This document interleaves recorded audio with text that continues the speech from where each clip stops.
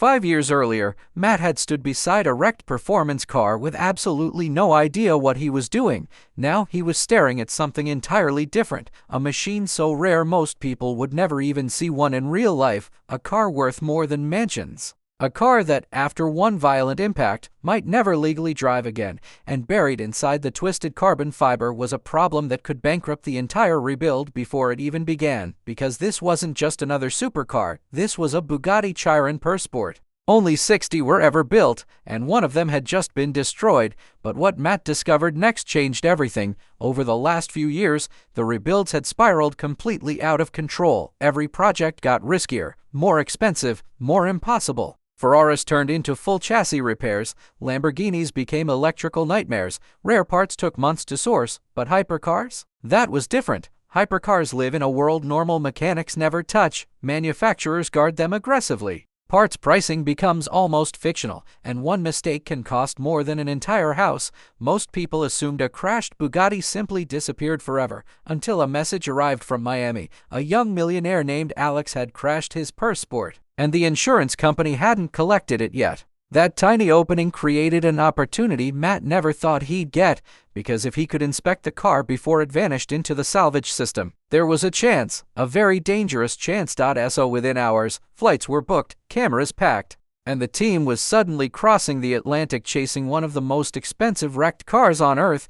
But nobody was prepared for how insane this story was about to become. And if you love impossible rebuilds like this, hit subscribe right now, because this might genuinely become the biggest automotive rebuild on YouTube. Miami didn't feel real, humidity hanging in the air, palm trees glowing under streetlights, supercars everywhere, and hidden somewhere in the city sat a destroyed $6 million Bugatti. But there was another layer of uncertainty. Matt had never met Alex before. Online, Alex looked like the definition of chaos: hypercars, mansions, modified exotics, social media madness, the kind of lifestyle that almost feels fake until you see it in person. Then the team pulled into the driveway and instantly realized this guy lived exactly how the internet portrayed him. Limited production cars everywhere, exotic builds parked casually outside, rare Porsches sitting like daily drivers. The entire property looked more like a private car meet than someone's home, and somehow, the Bugatti still wasn't there. That alone told Matt everything. When someone stores a car like that off-site, you know the stakes are massive.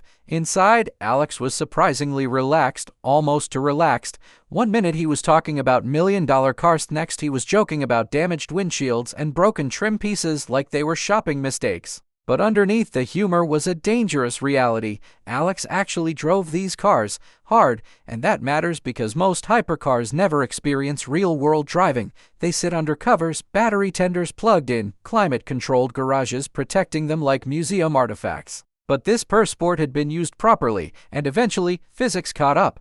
Then came the drive to the warehouse. Matt behind the wheel of an SVG, exotics surrounding them, cameras rolling, adrenaline building. It felt like one of those moments that could only happen in America. Then suddenly, everything stopped. A Chevrolet crossed multiple lanes without looking. Impact, another Ferrari damaged instantly, right in front of them. The timing felt unreal. They were literally driving to inspect a wrecked hypercar and another exotic got smashed on the way there. That moment completely shifted the mood, because suddenly everyone remembered how fragile this world really is. One distracted driver, one wrong move, and hundreds of thousands vanish instantly. The craziest part, the Ferrari owner didn't even want insurance involved, because accident history destroys collector value. That's the terrifying economics of rare cars. Sometimes the paperwork hurts more than the crash itself, and while everybody stood on the roadside trying to process what had just happened, Matt quietly realized something important.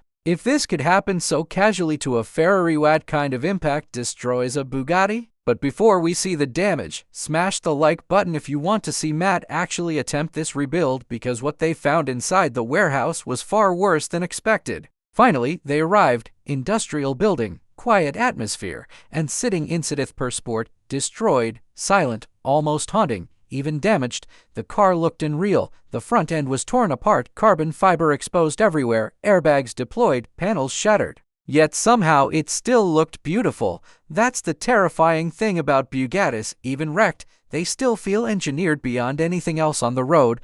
But then Mat started noticing details. The impact pattern. Most of the damage sat high in the center section, which suggested this wasn't a low-speed scrape or curb strike. This thing hit something serious, and underneath the visible destruction was the real nightmare, the carbon tub. This rebuild was no longer cosmetic, because on normal cars, damaged panels are expensive. On hypercars, structural carbon damage can kill the entire vehicle financially. A carbon monocoque isn't just another part, it's the backbone of the whole car. And manufacturers usually don't repair them, they replace them, which instantly turns the repair bill into something catastrophic. Mat had seen carbon repairs before. Specialists can rebuild sections manufacturers would rather throw away, but Bugatti wouldn't care about possible. Bugatti would demand perfection, factory-level perfection, and factory perfection costs millions. Then the pricing discussions started, and the atmosphere changed immediately. Replacement fenders?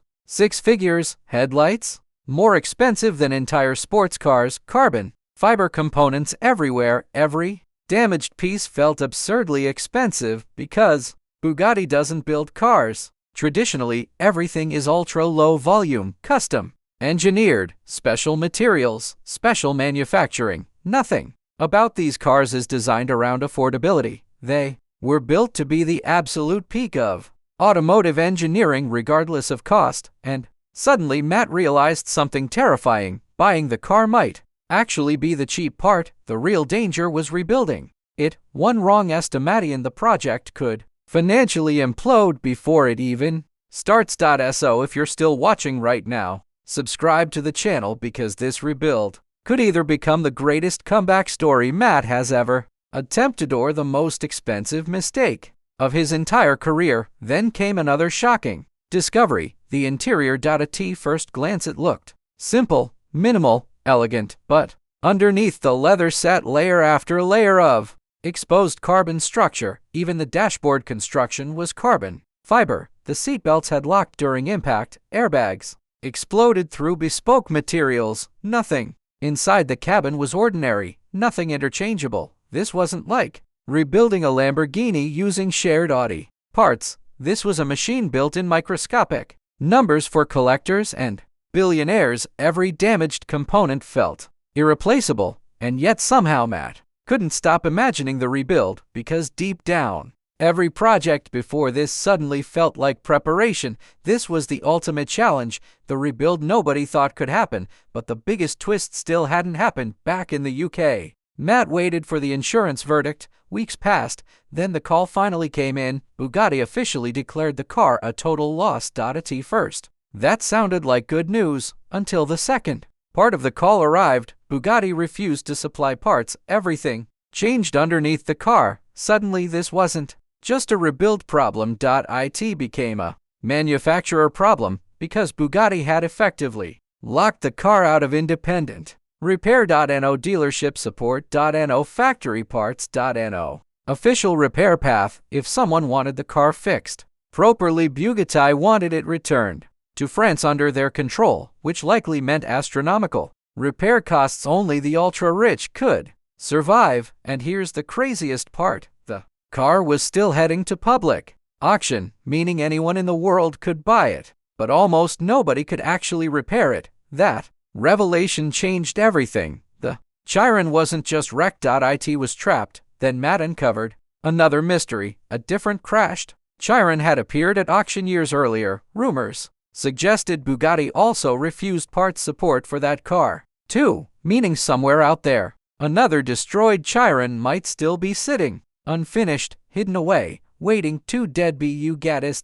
No factory support. No clear repair path. At this point, the rebuild stopped feeling like a YouTube project. It started feeling like forbidden automotive history. And if Mat wanted to attempt this, massive sacrifices would need to happen. Cars from his own collection would have to be sold. Years of hard work traded for one impossible gamble, because bidding on the Bugatti meant risking everything before even turning a single wrench. And the scariest part, There was still no guarantee the car could ever be completed.